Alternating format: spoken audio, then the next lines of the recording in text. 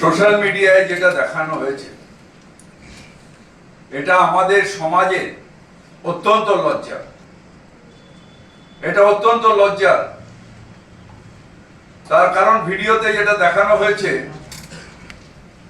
যে ধর্মীয় আবেগ নিয়ে ভোট কেনা বেচা যায়। বিজেপি যখন এসআইআর করেও পাচ্ছে না বাংলাকে আটকাতে, বাংলার সম্মানকে নিয়ে যে খেলা করছিল সেইটাকে যেহেতু মমতা ব্যানার্জি এগিয়ে বলেছে না বাংলা এগিয়ে যাবে, বাংলা জিতবে, তাই এখন পেছন দিক দিয়ে দাঁড়িয়ে ধর্মীয় আবেগকে সুড়সুড়ি দিয়ে একটা নেতা যে পাল্টিবাজ, বারবার করে পাল্টি হয়েছে, একবার বিজেপিতে গেছে, একবার কংগ্রেসে গেছে, একবার তৃণমূলে গেছে, তাকে ধরে এবং হায়দ্রাবাদী একটা নেতাকে ধরে তারা যে নোংরা খেলা খেলছে এবং মুসলিম মানুষের ধর্মাবেগ নিয়ে যে খেলা যে চলছে সেটা তীব্র নিন্দা করি। আমি এটা নিয়ে বলবো, কিন্তু আগে বলবো ভিডিও ক্লিপগুলোকে দেখানোর জন্য। ये कहना है कि ये जो मुस्लिम लोग हैं इनको तो आपको गुमराह करना है ना, इसको आपको कुछ हद तक जाके इसको बेवकूफ भी बनाना। अगर आप बेवकूफ नहीं बनाएंगे तो वो उनका पास चला जाएगा।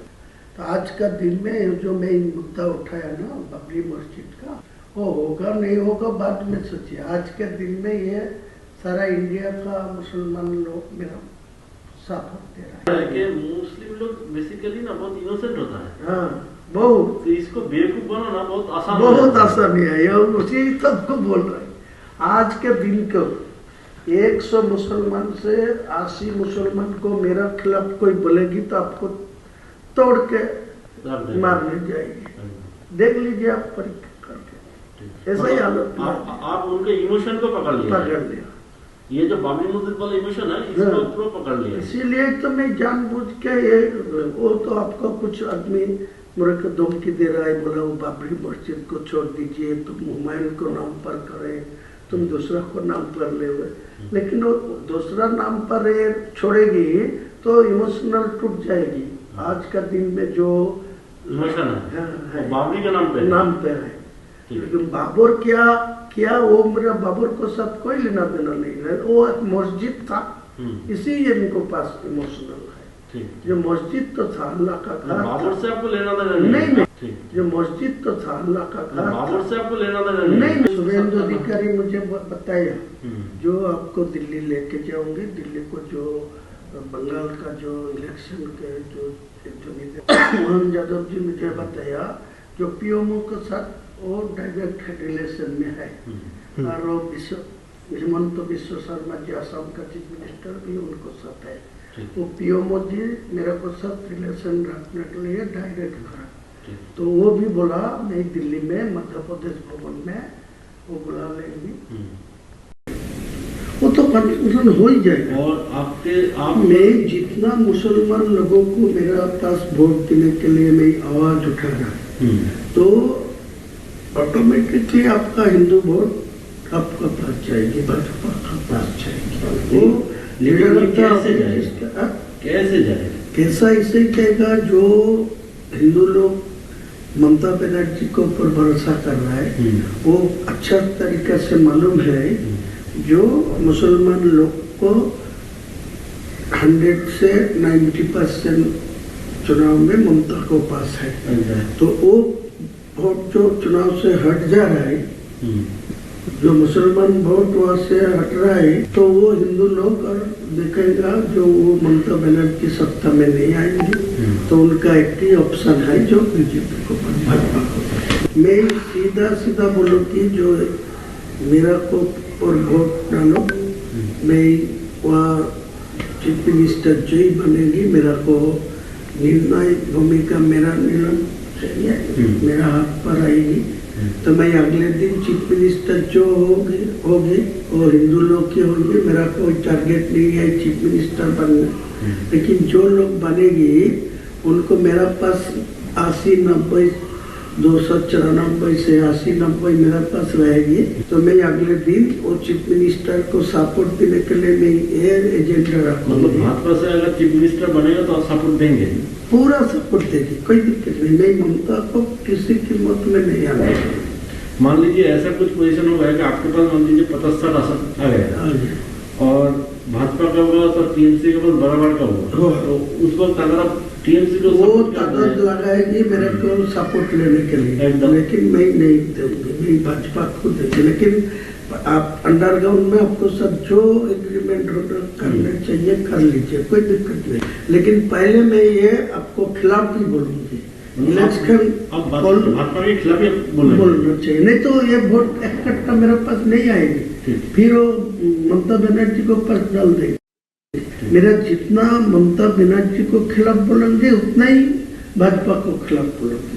वो लीडर ऑफ द अपोजिशन को सब मेरे पास हुआ, वो सुरेंद्र अधिकारी के साथ। हाँ, वो शुभेंदु अधिकारी बोला जो अब दिल्ली जाएगी 22 तारीख को बाद, मैं भी जाऊंगी, आराम करके आपको सेंट्रल लीडरशिप को सब पास करा दी।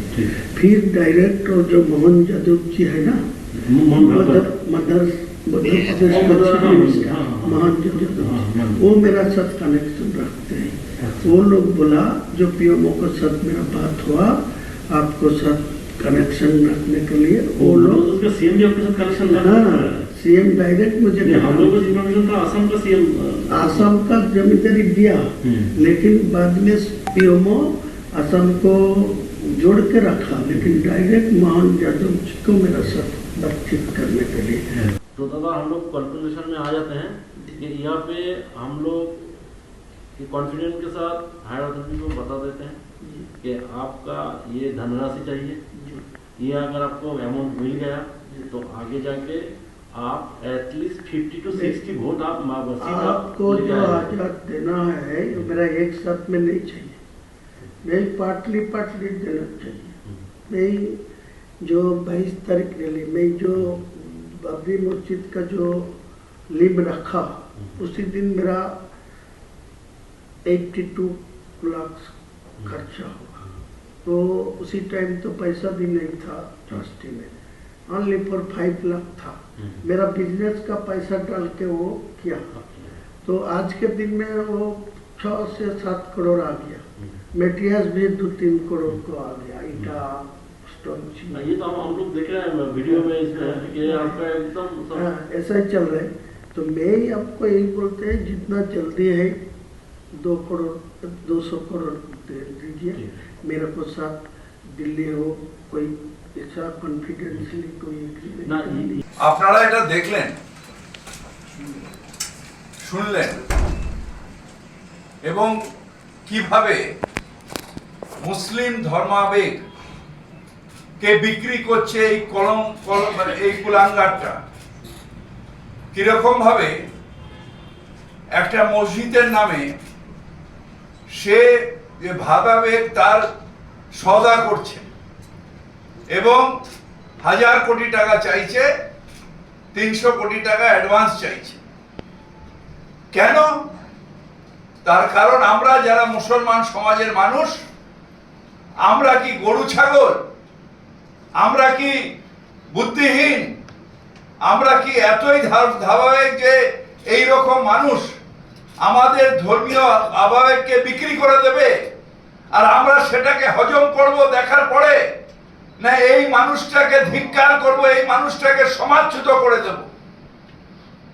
এই প্রশ্নটা প্রত্যেকটা মুসলমান সমাজের মানুষের কাছে আমার থাকবে। কেন কেন এই সাহস তারা পায় যে একটা মসজিদের নামে, তাও আবার বাবরের নামে হলো না হলো কিছু যায় আসে না, আমি বাবরের নামটা দিয়েছি এই কারণে যে এটাতে ভাবাবেগ হবে, এই এই এই সেন্টিমেন্টটাকে আমি বিক্রি করতে পারবো। আমাদের সেন্টিমেন্ট বিক্রি করার জায়গা, আমাদের মুসলমান সমাজকে এইসব কুলাঙ্গাররা তারা কি ভাবে যে আমরা আমাদের নিজস্বতা কিছু নেই, বুদ্ধি নেই? হ্যাঁ আছে, এর জবাব দেবে এই বিজেপির এই অন্যায়, এই যে কেনা সি টিম পি টিম তৈরি করা এবং সেইটা দিয়ে আজকে একবারে এসআইআর করে মুর্শিদাবাদ মালদার ভাইদের নাম বাদ দিয়ে দিচ্ছে, তাতেও শান্তি হচ্ছে না, তারপর এই বেঈমানগুলোকে কিনে নিয়ে সেইখানে ভোট ভাগের যে রাজনীতি করছে সেইটাকে মুসলমান সমাজকে জবাব দিতে হবে, দিতে হবে, দিতে হবে। অন্যায়, অন্যায়, পাপ, পাপ, পাপ, এত বড় অন্যায় যে আমার ধর্মকে টাকায় বিক্রি করে দেব। একে কি ভাষায় করব? শুধু বেঈমান বললে কম বলা হবে। আমি চিনি এটাকে, সেই জন্য এখানে বসে ওকে সাসপেন্ড করেছিলাম, পার্টি থেকে দূর করে দিয়েছিলাম। আর যারা এখনো ওর সাথে ছিলেন তারা এবার বলবার চেষ্টা করুন কি জিনিস এটা। বিজেপির হাতে মুসলমানের সম্মান বিক্রি করে দেওয়ার ষড়যন্ত্র করছে। ছি, ছি, ছি। আমরা নিশ্চিতভাবে ধর্মীয় ভাবাবেগ আমাদের আছে, নিশ্চিতভাবে।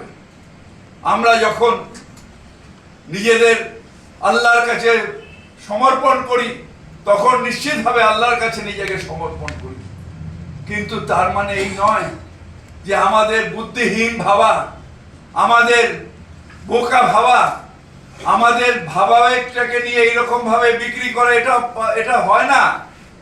তাই এখনো যেসব মুসলমান ভাই, হিন্দু ভাই, বাংলার মানুষ, তাদের প্রত্যেকের কাছে আবেদন যে এইরকম কীটদের উচিত শিক্ষা দিন, এইরকম কীটদের উচিত শিক্ষা দিন। আর সেই দলটা যে সারা ভারতবর্ষ ভোগ করেও ভোগ শেষ হয় না, তারা এসআইআর করে মুসলিম সমাজের একটা বড় অংশকে বাদ দিয়ে দিয়েছে। কত মানুষ মারা গেছে, লাইনে দাঁড়িয়ে দাঁড়িয়ে কত মানুষ আজও আতঙ্কে ভুগছে যে কালকে বাংলাদেশি বলে বাস করবে না, ঘুষপেটিয়া বলে অপমান করবে, রোহিঙ্গা বলে অপমান করবে। তারপরেও তাদের খিদে মেটে না। এই সব স্কাউন্ডেল গুলোকে কিনে নিয়ে এদের মাধ্যমে বিক্রি বাট্টা হচ্ছে। ছি হিমন্ত বিশ্ব শর্মা, সারদা কেসের পরেও লিঞ্চে তুমি চলে গেছিলে বিজেপিতে, সেখান দিয়ে ওই টাকা নিয়ে আজকে এই কারবার করছো। প্রমাণ করুক না। মধ্যপ্রদেশের মুখ্যমন্ত্রীর নাম মোহন যাদব, আসামের মুখ্যমন্ত্রীর নাম হিমন্ত বিশ্ব শর্মা, ভারতবর্ষের প্রধানমন্ত্রীর নাম নরেন্দ্র দাস মোদী, ভারতবর্ষের স্বরাষ্ট্রমন্ত্রীর নাম অমিত শাহ, ভারতবর্ষের বর্তমান বিজেপির সর্বভারতীয় সভাপতির নাম কি নতুন কি নীতিন নবীন, আর পশ্চিম বাংলার বিজেপির সভাপতির নাম শ্রমিক Bhattacharya, leader of the opposition নাম শুভেন্দু অধিকারী। এদের কারোর সাথে কোনো 2019 সালে নরেন্দ্র মোদীর সাথে ব্রিগেডের ময়দানে দেখা হয়েছিল, নমস্কার করেছিল। বাকি কোনো সময় 2019 সালের 1 অক্টোবর অমিত শাহর সাথে নেতাজি ইন্ডোর স্টেডিয়ামে বিজেপির লোকসভার প্রার্থী ছিলাম তাই দেখা হয়েছিল, নমস্কার করেছিল।